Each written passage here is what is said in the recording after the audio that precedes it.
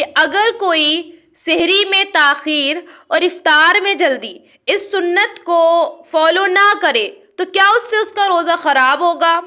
ایک سوال ذہن میں آ سکتا ہے. تو دیکھیں بھائی، روزہ خراب ہونا نہیں ہونا وہ ایک الگ مسئلہ ہے، لیکن آپ غور تو کریں کہ آپ عمل کیا کر رہے ہیں. یہ وہ دور ہے، حضرت ابو ہریرہ کا قول ہے، وہ کہتے ہیں کہ جب بدعتیں ایجاد کی جاتی ہیں تو اس قوم سے سنتیں اٹھا لی جاتی ہیں.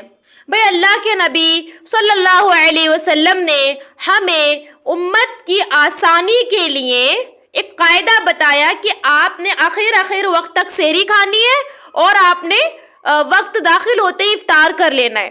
اب اگر آپ اس چیز کو نظر انداز کر دیتے ہیں اور اس طرح سے نظر انداز کرتے ہیں کہ ایک خود ساختہ چیز کو آپ عروج دیتے ہیں، اس کو آپ آگے رکھتے ہیں، گویا کہ آپ لوگوں کی بات کو نبی کے قول پر ترجیح دے رہے ہیں، نبی کی حدیث پر ترجیح دے رہے ہیں، لوگوں کی باتوں کو نبی کی باتوں پر ترجیح دے رہے ہیں صلی اللہ علیہ وسلم.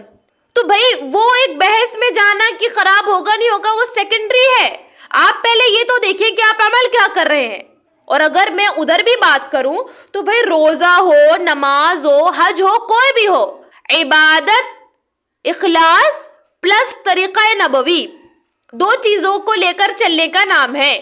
اگر دونوں میں سے ایک بھی مس ہوا آپ کی عبادات میں فالٹ آ جائے گا. تو جس طرح سے اخلاص ضروری ہے اس طرح سے طریقہ نبوی پر اس کو گزارنا ضروری ہے. تو یہ تو اللہ کے نبی کا طریقہ ہے کہ آپ تاخیر سے سحری کھائیں اور آپ وقت ہوتے ہی افطار کر لیں. تو اگر تو کوئی اس طریقے کو دباتا ہے اور اپنے طریقے کو زیادہ صحیح سمجھتا ہے تو یقیناً وہ اللہ کے نبی کی مخالفت کر رہا ہے.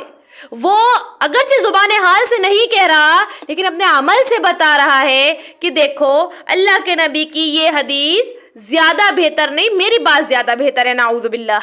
اور یہ ایک بدعت ہے جیسا کہ آپ کو بتایا جا چکا ہے، کیونکہ اس کو نیکی سمجھ کے کیا جاتا ہے، لہٰذا یہ بدعت ہے. اور اس میں ایک نقطہ یہ بھی کہ جب شریعت نے لوگوں کے لیے آسانی رکھی ہے، آپ کیوں اس کو لوگوں کے لیے مشکل بنا رہے ہیں؟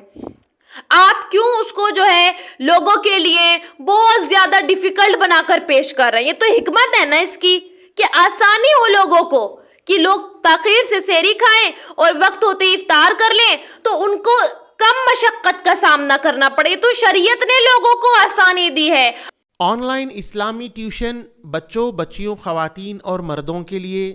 اس کے علاوہ آن لائن 2 ایئر عالمہ کورس خواتین اور لڑکیوں کے لیے. تعلیم.ایجوکیشن ویب سائٹ وزٹ کریں. QR کوڈ سے اپلیکیشن ڈاؤن لوڈ کیجئے. 8106126040 پر میسیج کریے.